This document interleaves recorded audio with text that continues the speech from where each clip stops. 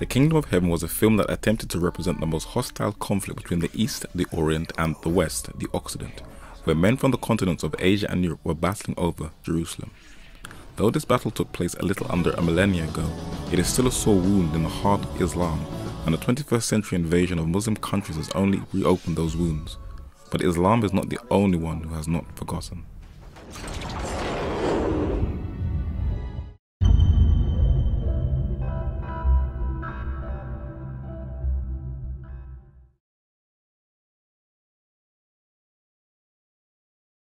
The Vatican condemned the film The Kingdom of Heaven, and it still justifies the horrors of those bloody crusades. But what exactly were the Crusades? Historian Philip Schaff tells us. The aim of the Crusades was the conquest of the Holy Land and the defeat of Islam. The Crusades failed in three respects. The Holy Land was not won, the advance of Islam was not permanently checked, the schism between the East and the West was not healed, and these were the primary objects of the Crusades. It was the French Pope, Urban II, who led the call to arms and stirred up the continent of Europe, from Hungary to Scotland, with zealous, ambitious warriors to fight against Islam on behalf of the papacy, and not so known Christians who were not in favour with Rome, and it lasted for more than 2 centuries, and they are even depicted as heroes on comics. But now Islam and Catholicism is working closer together, and it is the papacy who is taking the lead in its ecumenical strategies. Pope Benedict XVI is scrapping the centuries-old Catholic concept of limbo. The new doctrine brings Catholicism in line with Islam, which always believes that all children go to heaven. In 2006, the last Pope, Benedict XVI, called on Muslims and Catholics to work together. The following year, the Muslims complied. This road to unity has been developing over a number of years, where the Vatican, the headquarters of the Catholic Church, has been keeping a watchful eye on the growth and development of Islam even before Vatican II. And this is her plans as she documents. Over the centuries, many quarrels and dissensions have arisen between Christians and Muslims. The Sacred Council now pleads with all to forget the past and urge that a sincere effort be made to achieve understanding. For the benefit of all men, let them together preserve and promote peace, liberty, social justice, and moral values.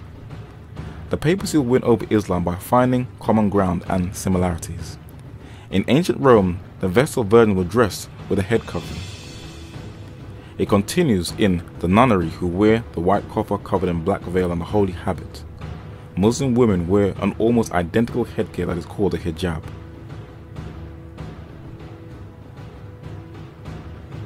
The Pope and the Cardinals wear the skull cap called the succetto, and Muslim men also wear the skull cap called the tikaya.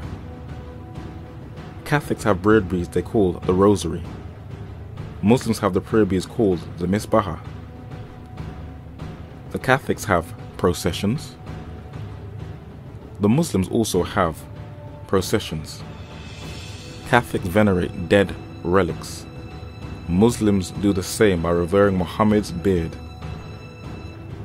Catholic ascetics flagellate themselves, especially in the Spanish-speaking countries.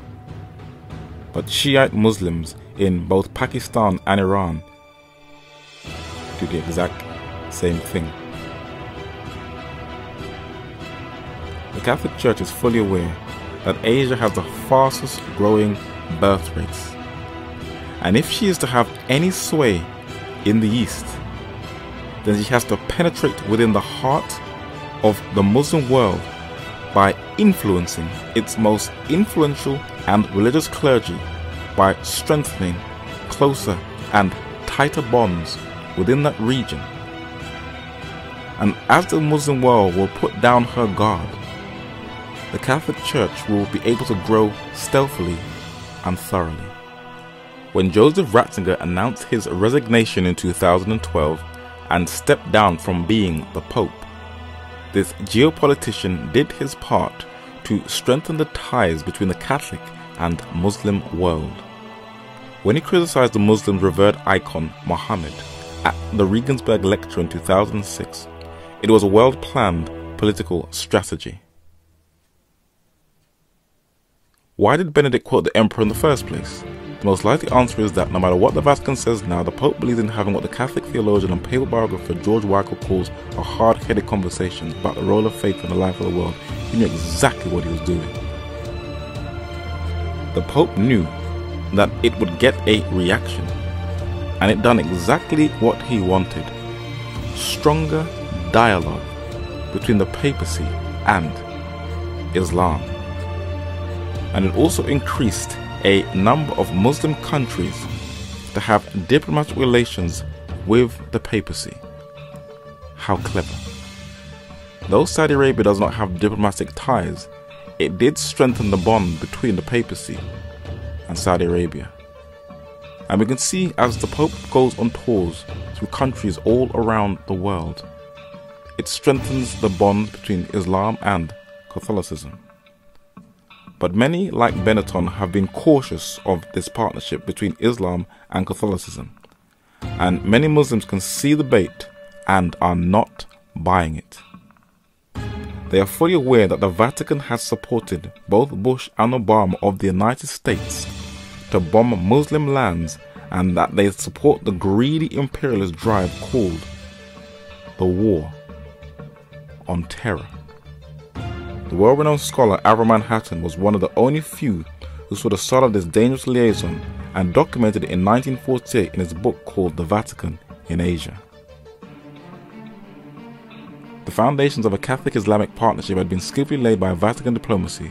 From then onwards, particularly during 1951-2, and in spite of many vicissitudes, it continued to be solidified to the present day.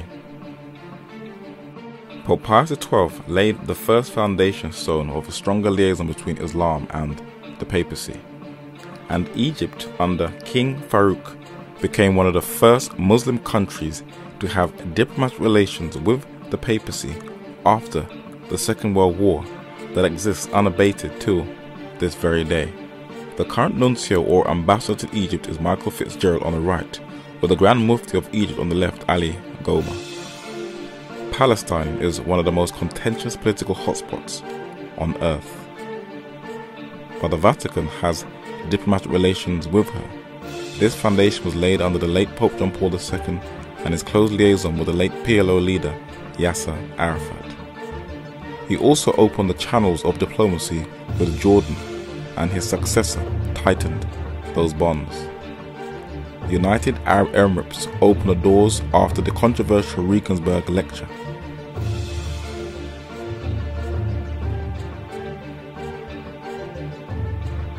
But one of its oldest allies, next to Egypt, is a country that is rich in oil and gas: Iran. And this country is strengthening the ties with the papacy even tighter.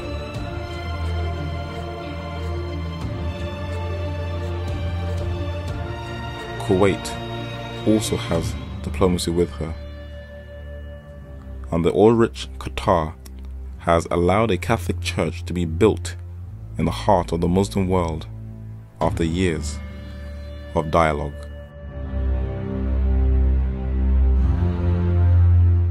But it was top Catholics in the US government who created the Mujahideen, as documented in the book Third Secret.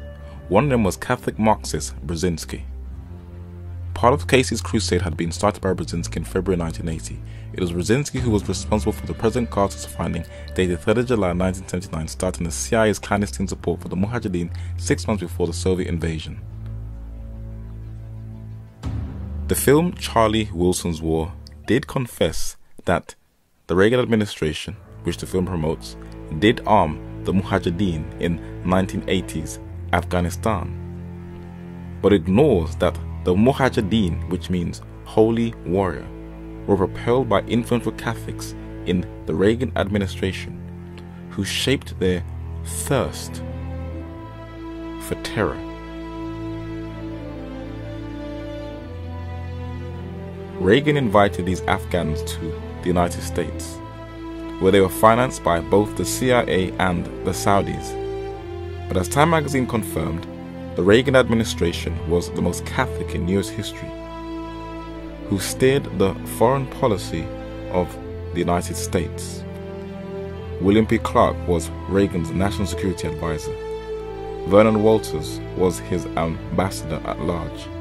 And the man sitting on the far left and the other man sitting on the furthest right is Alexander Haig, the Secretary of State, and Bill Casey, the head of the CIA. In order to win the Cold War, Casey believed it would take a strong working alliance among the countries of Brzezinski's Ark of Islam, including Egypt, Pakistan, and Saudi Arabia. Casey, a devout Catholic, had a good working relationship with the Pope. Casey saw political Islam and the Catholic Church as natural allies in the realistic counter-strategy of covert action he was forging at the CIA to thwart Soviet imperialism. But there is one country that the Vatican meddles and interferes with its internal affairs without hardly anybody knowing. It is Lebanon. It is the only country in the Arab world that is not predominantly Muslim, where the balance of power is shared between the Maronite Christians and the Sunni Muslims. The highest-ranking Lebanese politicians are Sunni Muslim, who all acknowledge papal supremacy by visiting the last Pope, Benedict XVI, in the Vatican. But the current and 16th president of Lebanon, Michel Suleiman, is a Maronite Catholic. When Pope Benedict XVI visited Lebanon in September 2012, he was greeted with the highest level of respect by the majority of the Muslim population, including the Muslim clergy, but especially the Orthodox Church and its spiritual hierarchy to strengthen ecumenical relations. But power sharing has become very contentious, as this book confirms. The 1970s Lebanon War between Maronite Catholics and Muslims led to the loss of thousands of lives. But the Catholic Church, being a true player and its hierarchy, is overlooked by historians and by the media as playing any major role. But the former commander of the Lebanese Armed Forces and the current president, Michel Suleiman, will not be relinquishing power anytime soon. But why would he entertain two Jesuit priests? Maronite Christians are a minority group in Lebanon of the Eastern Catholic Church. In the year 1118, at the time of the Crusades, the Maronites made peace with Rome and became attached to the Holy See. The Vatican wishes to see the Maronites continue to be the dominant power in Lebanon so that the only country in the Middle East and the Vatican's sphere of influence will remain so. As a late leading British international relations scholar, Fred Halliday, wrote, "If the ties between Islam and Catholicism are tightened and strengthened, it will sadly lead to the huge loss of innocent lives."